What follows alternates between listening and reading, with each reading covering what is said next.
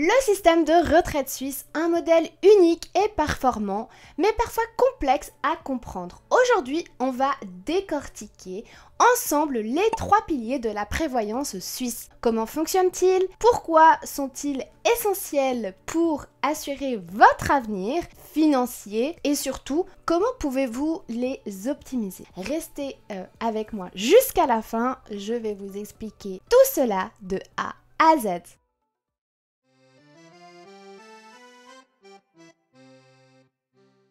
Et salut à tous, moi c'est Lily.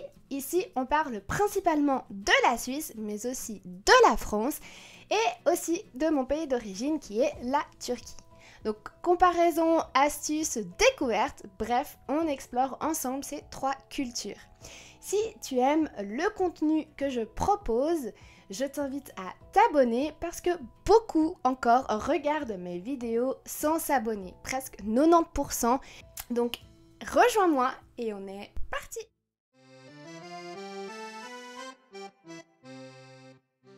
Pourquoi est-il important de comprendre ce système? Le système de retraite suisse est un modèle unique qui repose sur 3 piliers complémentaires. Il a été conçu pour garantir une sécurité financière aux retraités tout en prenant en compte des aspects sociaux et individuels. Comprendre son fonctionnement est donc essentiel pour plusieurs raisons. Tout d'abord, il vous permettra d'anticiper votre retraite. Ayant une bonne compréhension vous permettra de mieux planifier votre avenir financier et ainsi d'éviter les mauvaises surprises. Ensuite, vous pourrez optimiser vos revenus futurs. En connaissant parfaitement les mécanismes des 3 piliers, il est possible d'optimiser au mieux votre prévoyance et de maximiser vos revenus à la retraite. Puis, vous pourrez éviter les lacunes de prévoyance. En effet, certains indépendants ou ceux ayant des parcours professionnels atypiques peuvent être confrontés à des insuffisances de couverture, par exemple. Et enfin, vous allez pouvoir préparer votre succession en toute sécurité, car la prévoyance ne concerne pas seulement la retraite, mais aussi la protection en cas de décès ou d'invalidité. Je vais maintenant vous présenter de manière générale le fonctionnement en 3 piliers.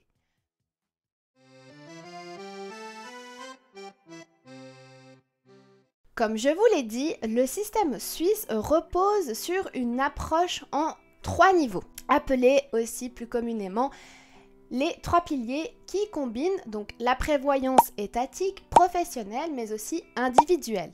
Mais de quoi parle-t-on exactement? Regardons d'un peu plus près. Commençons avec le premier pilier qui est la prévoyance étatique qui se nomme AVS, qui est l'assurance vieillesse et survivant. Celui-ci est une assurance obligatoire qui vise à garantir un minimum vital aux retraités. Il est basé sur un principe de solidarité. Ensuite, vous avez le deuxième pilier, nommé ici la prévoyance professionnelle, la LPP, loi sur la prévoyance professionnelle. Ce dernier est un système d'épargne forcé destiné à maintenir un niveau de vie adéquat. Et pour finir, vous avez donc le troisième pilier qui est la prévoyance individuelle qui constitue votre épargne personnelle. De ce fait, le troisième pilier est facultatif, mais fortement recommandé car il permet d'augmenter son niveau de vie à la retraite tout en bénéficiant d'avantages fiscaux. Et dans certains cas, on vous le conseille aussi très fortement selon votre vie. Le système de retraite suisse est conçu pour offrir une sécurité financière à long terme, mais il repose sur une participation active de chaque individu. Il est donc crucial de bien les comprendre afin d'anticiper, optimiser et sécuriser ses revenus pour ses vieux jours. Plus tôt on s'y intéresse, meilleures seront les options disponibles pour vous garantir un avenir serein.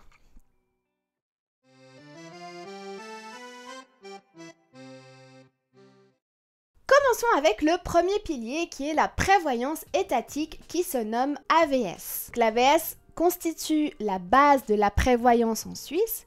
Elle vise à garantir un revenu minimum aux retraités, comme je vous l'ai dit juste un peu avant, ainsi qu'aux survivants en cas de décès d'un assuré par exemple. Ça, c'est ok, on a compris. Mais qu'est-ce que c'est concrètement? Eh bien, c'est une assurance sociale obligatoire qui a été instaurée en 1948, qui fonctionne selon un système de répartition. Cela signifie que les cotisations des actifs financent directement les rentes des retraités actuels. Ce modèle repose donc sur un principe de solidarité intergénérationnelle où chaque génération cotise pour la suivante.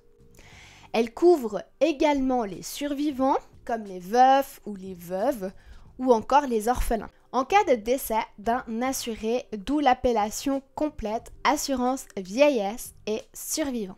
De ce fait, la cotisation à l'AVS est obligatoire, mais pour qui? Eh bien, pour toutes les personnes qui résident en Suisse, qu'elles travaillent ou non, toutes les personnes exerçant une activité lucrative en Suisse, même si elles résident à l'étranger, tous les indépendants et salariés, mais avec des taux de cotisation et des règles différentes, et enfin, les personnes sans activité lucrative, type étudiants, rentiers, conjoints, au foyer, doivent aussi cotiser, mais sous certaines conditions. L'obligation de cotiser commence à partir du 1er janvier de l'année des 18 ans, sauf pour les personnes sans activité lucrative. L'obligation débute à 21 ans. Les cotisations se poursuivent jusqu'à l'âge légal de la retraite, qui est actuellement de 64 ans pour les femmes et 65 ans pour les hommes.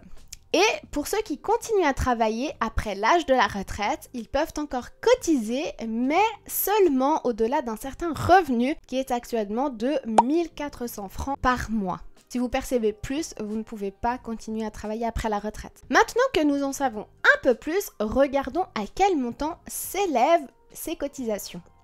Tout d'abord, le taux de cotisation à l'AVS, elle est fixée à 8,7% du revenu brut et se répartit comme ceci.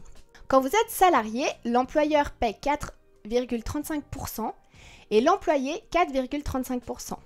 Ensuite, si vous êtes indépendant, vous devez payer l'intégralité des 8,7% avec un taux dégressif pour les faibles revenus. Et toutes les personnes sans activité lucrative doivent payer une cotisation annuelle qui est calculée selon leur fortune et leurs revenus sous forme de rente. Les cotisations AVS sont donc prélevées directement sur le salaire pour les employés et sont collectées par les caisses de compensation pour les autres catégories. Alors, qu'en est-il des rentes et des conditions d'obtention? Commençons par les conditions. Pour bénéficier d'une rente AVS, il vous faut avoir cotisé au moins une année complète, avoir atteint l'âge légal de la retraite, avoir un compte AVS qui est complet, c'est-à-dire avoir cotisé sans lacune pendant 43 ans pour les femmes et 44 ans pour les hommes, et enfin, si des années de cotisation manquent, la rente est réduite en conséquence. Alors, qu'est-ce que vous percevez de la rente? Eh bien, cela dépend de la durée de cotisation. Par exemple, un compte AVS complet donne droit à une rente complète.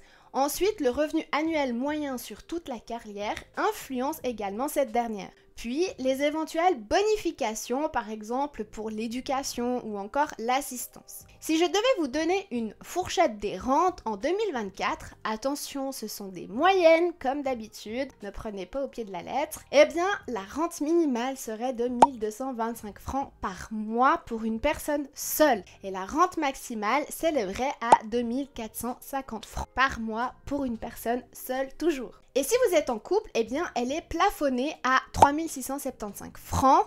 Ces montants sont réajustés périodiquement en fonction du coût de la vie et de l'évolution des salaires. Alors, quelles pourraient être les bonifications et les prestations complémentaires qu'on pourrait avoir? Dans un premier temps, vous avez les bonifications pour tâches éducatives ou d'assistance. Les parents ou les personnes s'occupant d'un proche en bénéficieront, ce qui augmentera leur revenu moyen pris en compte pour la rente. Ensuite, vous pourrez bénéficier des prestations complémentaires nommées PC. En effet, si la rente AVS ne permet pas, par exemple, de couvrir les besoins vitaux, l'État va octroyer des prestations complémentaires sous condition de revenus et de fortune.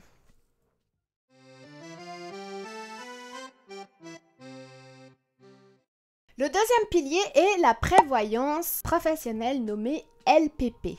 Ce système de retraite vient compléter l'AVS que nous venons de voir. Celui-ci vise à garantir aux assurés un niveau de vie décent. Son rôle dans le système de retraite repose sur un principe de capitalisation. Ainsi, chaque épargne assurée tout au long de sa carrière professionnelle peut constituer un capital qui sera converti en rente ou retiré sous forme de capital lors du départ à la retraite. Mais pas seulement. Son objectif principal est de permettre aux retraités de maintenir environ 60% de leur dernier salaire en additionnant la rente AVS et la rente du deuxième pilier. La LPP va jouer donc un rôle important en cas de décès ou d'invalidité car elle offre des prestations aux survivants tels que votre conjoint et vos enfants si vous en avez, mais aussi aux personnes en incapacité de travail. Alors comment ça fonctionne et à quel montant s'élèvent ces cotisations? La prévoyance professionnelle est obligatoire pour qui? Eh bien tout d'abord pour les salariés qui gagnent plus de 22 050 francs par an au seuil qui a été établi en 2024. Ensuite, leur employeur est tenu de les affilier à une caisse de retraite. Et pour finir, les indépendants peuvent cotiser volontairement, mais ce n'est pas obligatoire. Les personnes qui ne remplissent pas ces conditions, qui ont soit des revenus inférieurs au seuil, les travailleurs à temps partiel ou encore les indépendants sans affiliation, ne sont pas couvertes par le deuxième pilier et doivent compléter leur prévoyance avec le troisième pilier, d'où l'importance de regarder le jour J vos conditions. Le taux de cotisation dépend de l'âge de l'assuré et augmente progressivement. Alors, je vais vous donner les âges et les cotisations que la tranche d'âge apporte. Donc 25-34 ans c'est 7%, 35-44 ans c'est 10%, 45-54 ans c'est 15% et 55-65 c'est 18%. Le salaire assuré correspond ainsi au revenu annuel moins une déduction de coordination en 2024. Ce chiffre était à 25 725 francs, ce qui signifie que les parties supérieures du salaire sont prises en compte dans la cotisation. Par exemple, pour un salaire annuel de 60 000 francs, si votre salaire assuré est à 60 000 francs, vous retirez les fameux 25 725, ce qui vous donne 34 275 francs. À 40 ans, la cotisation totale serait de 10% par an partagée entre l'employeur et l'employé. Les cotisations versées permettent de tout d'abord constituer un capital de retraite qui sera converti en rente plus tard, de couvrir le risque d'invalidité en cas d'accident ou de maladie associée à votre travail.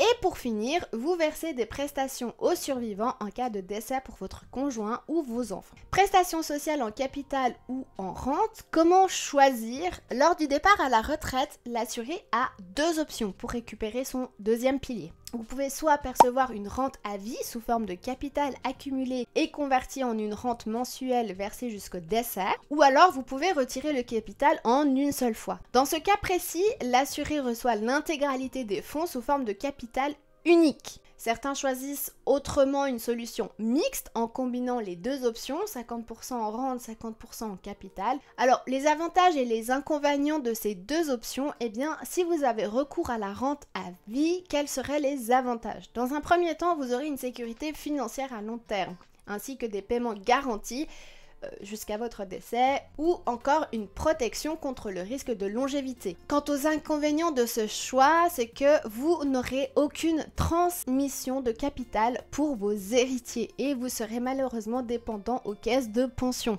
Mais ce n'est pas tout, vous aurez une faible flexibilité aussi. Alors si vous optez pour un retrait à capital, quels seraient les avantages? Dans un premier temps, vous pourrez profiter de liberté quant à l'utilisation de vos fonds. Ensuite, vous aurez la possibilité d'investir pour générer un rendement. Enfin, de pouvoir transmettre votre patrimoine à vos futurs héritiers en cas de décès. Alors quant aux inconvénients de ce choix-là, vous risquez d'avoir une mauvaise gestion car vous n'aurez plus aucune garantie de revenus jusqu'à votre mort. Et enfin, votre fiscalité seront plus lourdes au moment du retrait de votre capital. Mais alors, comment faire son choix? Eh bien, je vous conseille de privilégier la rente si vous souhaitez une sécurité financière à vie et éviter de gérer un capital. Lors du départ à la retraite, chaque assuré doit donc faire un choix stratégique entre rente et capital en fonction de ses besoins et de sa gestion financière. Une bonne compréhension du deuxième pilier permet d'optimiser sa retraite et d'assurer une sécurité financière à long terme.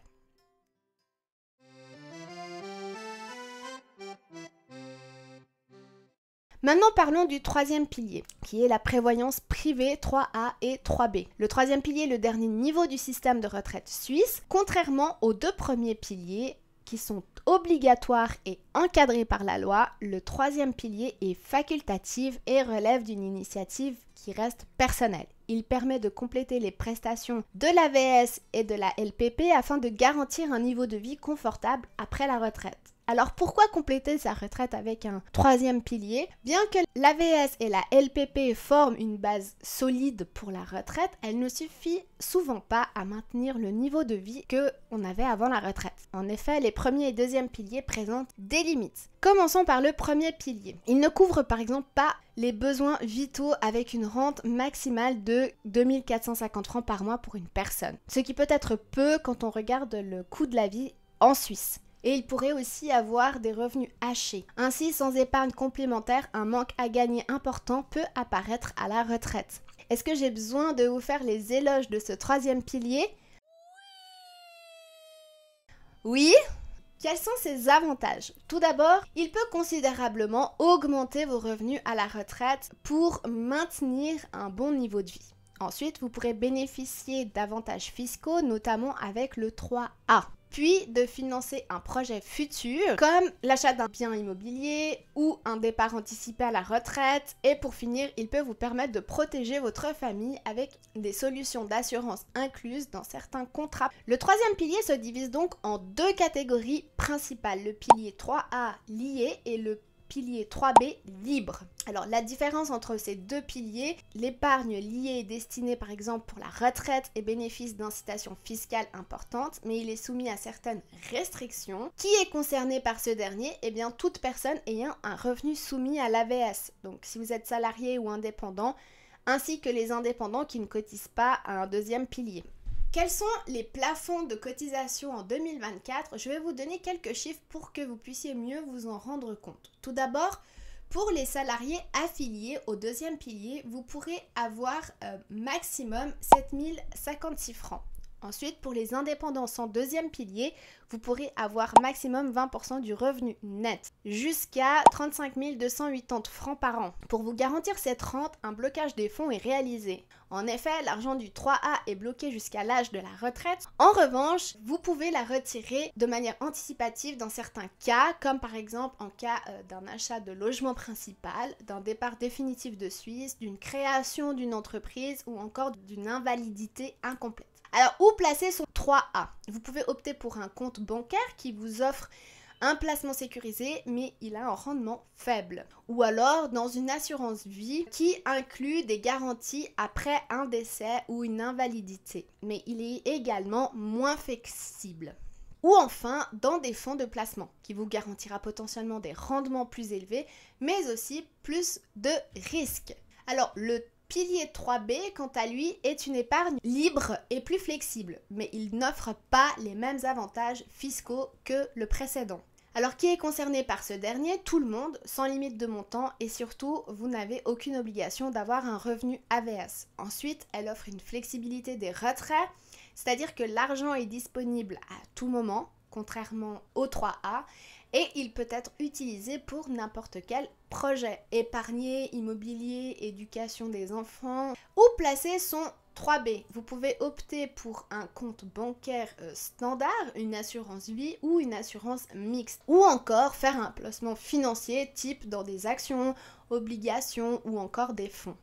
Ce pilier offre-t-il des avantages fiscaux et de la flexibilité? L'un des principaux atouts de ce dernier est qu'il permet de réduire ses impôts. En effet, les montants versés sont déductibles du revenu imposable jusqu'à un plafond annuel. Ensuite, les gains générés dans un 3A, les intérêts et les dividendes par exemple, ne sont pas imposés pendant la durée du placement. Et pour finir, lors du retrait, le capital est imposé séparément à un taux réduit, inférieur à l'impôt sur le revenu classique. Poursuivons avec les avantages fiscaux du 3B. Celui-ci peut vous offrir des avantages fiscaux, sauf dans certains cantons où les primes d'une assurance vie peuvent être partiellement déductibles. Ou encore quand les bénéficiaires d'une assurance 3B peuvent bénéficier d'un impôt successoral réduit. En revanche, les retraites ne sont pas imposées contrairement au 3A et en fonction de sa situation personnelle, une combinaison des deux peut être une excellente stratégie pour sécuriser son avenir financier tout en optimisant sa fiscalité.